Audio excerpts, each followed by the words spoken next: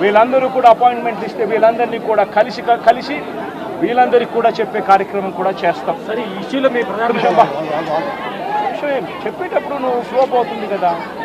నువ్వు ఎంత ఆంధ్రజ్యోతి విలేకరు అయితే మాత్రం మధ్యలో వచ్చి చెప్పడం ధర్మం కాదు కదా. ఏం చెప్తామంటే సీరియస్గా జరుగుతా ఉన్నప్పుడు ప్రకారం మొదలు పెట్టారు. ప్రధానమంత్రి అపాయింట్మెంట్ను, హోంమంత్రి అపాయింట్మెంటు, ప్రెసిడెంట్ గారి అపాయింట్మెంటు, వీళ్ళ ముగ్గురు అపాయింట్మెంట్ కూడా అడగడం జరుగుతూ ఉంది. వీళ్ళ ముగ్గురిని కూడా కలిసే కార్యక్రమం కూడా జరుగుతుంది. వాళ్ళ అపాయింట్మెంట్లు ఇస్తే వాళ్ళని కూడా కలిసే కార్యక్రమం జరుగుతుంది.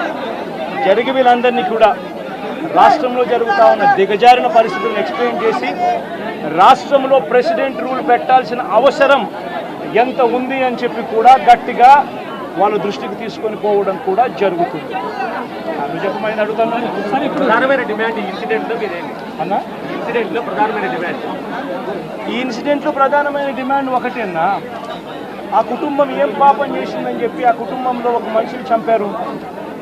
చంపడమే కాకుండా ఆ కుటుంబాన్ని అప్రతిష్ట పాలు చేస్తూ ఆ పిల్లాడి మీద ఎలాంటి చెప్పుకోదగ్గ హత్యలు చేసిన కేసులో, లేకపోతే ఒక ఫ్యాక్షన్ కేసులో, లేకపోతే తను ఒక ఫ్యాక్షన్ లీడర్ కిందనో, ఒక హత్యలు చేసిన వ్యక్తి కిందనో తనను ఒక ప్రాజెక్ట్ చేసి పోలీసులు ఏ రకంగా ఆ వ్యక్తి, ఆ పిల్లాడి వ్యక్తి ఆ జీవితము, ఆ కుటుంబం జీవితంతో చెలగాటలాడుతూ ఏ రకంగా వ్యక్తిత్వ హరణ చేస్తూ ఉన్నారో ధర్మమేనా?